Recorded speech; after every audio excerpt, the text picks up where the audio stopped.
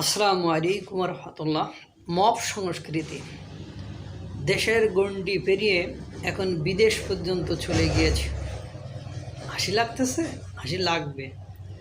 এই মব একদিন এই সরকার, সাংবাদিক আমাদের উপরে সেই বর্তাবে দেখবেন। কারণ একটা অপসংস্কৃতি যদি চালু হয়ে যায় তাহলে ওই অপসংস্কৃতি থেকে নিস্তার কেউই পায় না।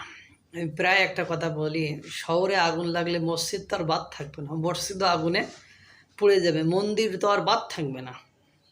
তা যে মব সংস্কৃতি বাংলাদেশে চালু হলো, সেই মব সংস্কৃতির রেজাল্ট সকলকেই ফল ভোগ করতে হবে। কারণ এখন যারা ক্ষমতা আছে তারা তাদের মতো প্রয়োগ করতেছে, ক্ষমতার পরিবর্তন হলে যারা ক্ষমতায় আসবে তারা তাদের মতো প্রয়োগ করবে।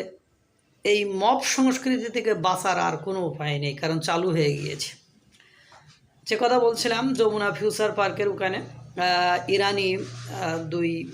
ইরানের দুই নাগরিককে কয়েক হাজার বা কয়েক শত লোক বা কয়েক শত লোক ধরে তাদেরকে পিটাচ্ছে।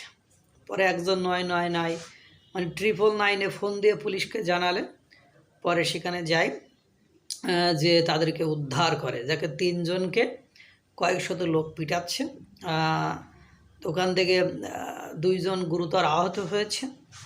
তাদেরকে আপনার কুর্মিটোলা জেনারেল হাসপাতালে ভর্তি করা হয়েছে। ওখান থেকে চিকিৎসা দিয়ে থানায় নিয়ে গেছে। থানায় পুলিশ তাকে বলেছে যে ওরা আরবি ছাড়া বলতে পারে না, ওদের ভাষা আমরা বুঝতে পারতেছি না, এই জন্য কারণটা জানতে পারছি না। এখন স্থানীয় কিছু লোকের কাছে, মানে ওখানে যারা মত সৃষ্টি করেছে তাদের কাছে জিজ্ঞাসা করলে একজন বলছে ছিনতাইকারী আওয়াজ দিয়েছিল, বললে সবাই মারা শুরু করেছে। একজন বলছে দ্রুতগতিতে গাড়ি চালাচ্ছিল, পরে এখানে রিক্সা ভ্যানের উপর লেগে গিয়েছে, তাই পিটিয়েছে।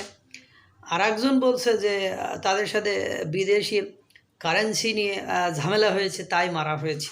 এখন ঘটনা হলো, ঝামেলা হইলে আপনি মামলা করবেন, আপনি আইনের আশ্রয় নেবেন, তাই বলে মব উস্কে দিয়ে ছিনতাইকারী, ডাকাত এগুলো বলে, জানেন তো জামাতের 2 নেতাকে মব উস্কে দিয়ে হত্যা করা হয়েছে।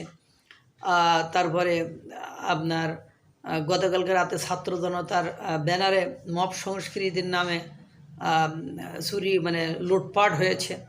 তারপরে এই যে এসব ঘটনা, এখন কথা হলো কয়েকদিন পরে দেখবেন যে এই সংস্কৃতি আরও অনেকের উপরে প্রয়োগ করা হচ্ছে। কারণ একটা দেশের আইন শৃঙ্খলা ব্যবস্থার কী অবনতি হলে এরকম পরিবেশ পরিস্থিতিতে যায়।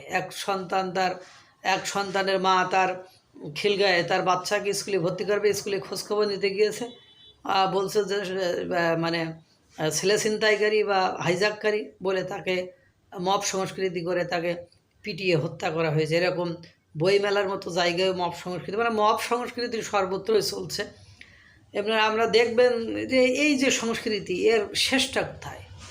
দেশ তো ধ্বংস, এ দেশের আর কোনো কিছু অবশিষ্ট নেই। এই মবেরাই দেশকে শেষ করে ফেললো, আর এখন বিদেশির গায়ে হাত দিচ্ছে না। এর রেজাল্ট, এর আউটকাম খুব বেশি ফলপ্রসূ হবে বলে আমার মনে হয় না। আল্লাহ তাআলা সকলকে ভালো রাখুক, সুস্থ রাখুক। আসসালামু আলাইকুম ওয়া রাহমাতুল্লাহ।